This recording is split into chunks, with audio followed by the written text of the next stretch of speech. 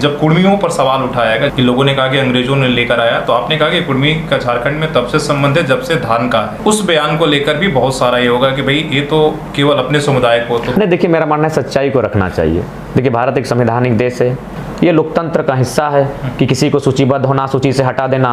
सूची से हटाया गया था मैक्सिमम, मेरा मानना है कोयला के खदान, खनिज संपदा के कारण। टाटा भी आज जो सबसे ज्यादा विस्थापित हुआ है उसमें मुझे लगता है कुर्मियों की ही जमीन है। धनबाद बोकारो की भी बात करें, सबसे ज्यादा कुर्मियों की ही जमीन है। सबकी थोड़ी बहुत है, सब समुदाय की है, ST SC OBC जनरल सब की है, लेकिन मैक्सिमम जमीन कुर्मियों की, इसलिए उनको टारगेट करके हटाया गया था। बकायदा हम उस समय इस बात को रखे थे। जयराम महतो केवल कुर्मी समाज को लेकर चल रहे हैं, बाकी लोगों को नहीं, बाकी लोगों के बीच में बुलाने पर भी नहीं जा रहे हैं। इस आरोप को किस तरीके से? देखिए, सबसे पहली बात मैं इस आरोप को खारिज करना चाहता हूं। तो जो लोग इस प्रकार आरोप लगा रहे वो नहीं आते हैं, उनसे हमसे डेट लेना चाहिए था। हम मानते हैं आयु में उनसे छोटे हैं, अनुभव में उनसे छोटे हैं, ज्ञान में उनसे छोटे हैं, लेकिन व्यस्तता के मामले में उनसे आगे हैं। तो यानी अगर हमको बुलाना था तो बाकायदा हमसे समय मांगते कि आप 1 सप्ताह 15 दिन के भीतर कब फ्री हैं, हम लोग कार्यक्रम रखेंगे। उन लोग क्या करता है, कार्यक्रम घोषणा कर देता है, फिर बोलता है कि आपको आना है। तो क्या पॉसिबल है?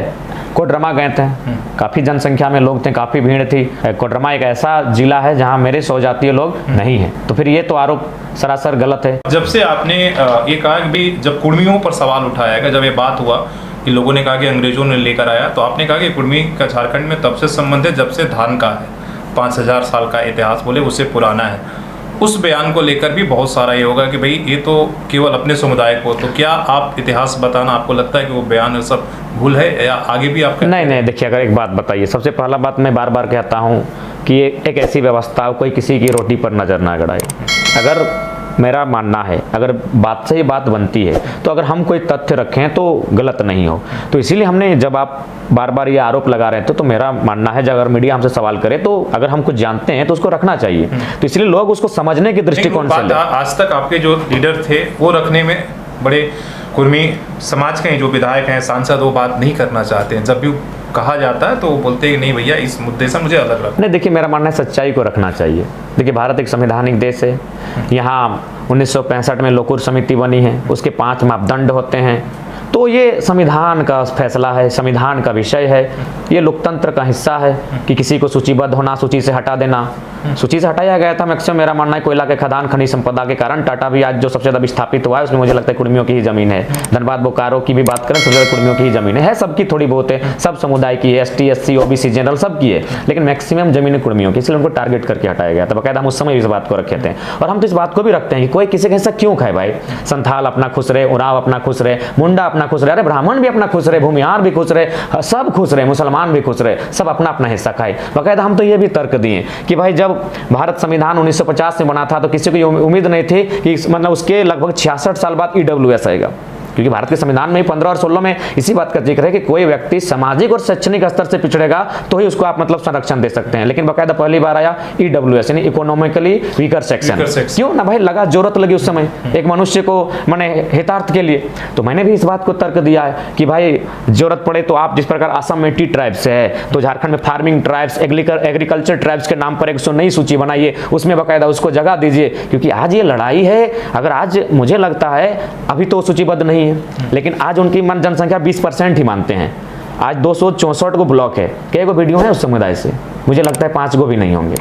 तो ऐसा नहीं है वो किसी के हिस्से को उसने नहीं खाया है, बल्कि उसका हिस्सा कहीं ना कहीं किसी को गायब कर रहे। तो मैंने तो हमेशा पॉजिटिव दलील दिया कि बात को सुनने से पहले और मतलब दिग्भ्रम फैलाने से पहले मानवता को सोचो, सब अपने अपने हिस्से को सोचो, क्यों किसी का हनन करना भाई। अगर समस्या है तो, चूंकि संविधान है, संविधान सबके लिए है। 70 साल पहले संविधान बना है, आज 70 साल बाद परिस्थितियां है, संविधान में संशोधन का अधिकार है। अब कुछ इतने बार संशोधन हो चुका है, तो कुछ ऐसी व्यवस्था विकल्प तैयार कीजिए जो आपस में झगड़ा ना हो, सबको अपना अपना सुरक्षार्थ हो, हितार्थ हो। तो हमने तो उस बात को हमेशा रखा। बकायदा हमने तो ये भी एक तर्क दिया कि अभी जो 32 ST सूचीबद्ध में, उसमें पहाड़िया, बिरोजिया जो है वो ऐसी स्थिति में नहीं है कि मतलब बाकी जो कम्युनिटी है उनका मुकाबला कर सके, नहीं मुकाबला कर सके। हम अभी मानते हैं, हमारे बहुत सारे बकायदा नाम ही लेते हैं, जैसे उराव समुदाय मोटा मोटी पहाड़िया से तुलना करेंगे तो संपन्न है। मुंडा समुदाय उन पहाड़िया से तुलना आज भी नहीं है, तो सबर है, एकदम ये है, एकदम डाउन टू अर्थ है, उससे भी डाउन है। तो इसीलिए बकायदा मैंने ये इसीलिए कहा कि भाई अपनी अपनी रोटी। अतः मुझे लगता है कि उसमें भी जो 32 इंक्लूडिंग है, अभी 2-4 नया ऐड में, उस पर भी समीक्षा हो कि कहीं उसमें कुछ लोग, जैसे असूरी समाप्त हो जाएगी, बिरजिया बिरहोरी समाप्त हो जाएगी, बिरहोरी मेरे गाँव के बगल में रहती है, 10 सालों में समाप्त हो जाएगी, तो उस पर भी चर्चा होना चाहिए। कोई किसी के हिस्से को ना छीने, सब अपने अपने हिस्से को ले और आपस में झगड़ा ना करे, एक सुंदर राज्य का निर्माण करे, एक सुंदर देश का निर्माण करे। हम तो ये चाहते हैं कि भाई जयराम महतो केवल कुर्मी समाज को लेकर चल रहे हैं, बाकी लोगों को नहीं, बाकी लोगों के बीच में बुलाने पर भी नहीं जा रहे हैं। सर्वदलीय कोई अगर सभा हो, ये हो, पिछले दिनों रांची में कुछ लोगों ने कहा कि बुलाया गया, नहीं गए, तो क्या इस आरोप को किस तरीके से? देखिए, सबसे पहली बात मैं इस आरोप को खारिज करना चाहता हूँ, क्योंकि आप भी पिछले 2 साल से कंटिन्यू मुझे आवाज़ किए होंगे, मेरी आंखों, मेरा बैठा हुआ गला, मेरी शारीरिक ढांचा आपको बता रही है कि हम किस प्रकार से संघर्ष कर रहे हैं। तो सबसे पहले बात, इसका मतलब ये है कि मेरे पास एक दिन का समय नहीं है।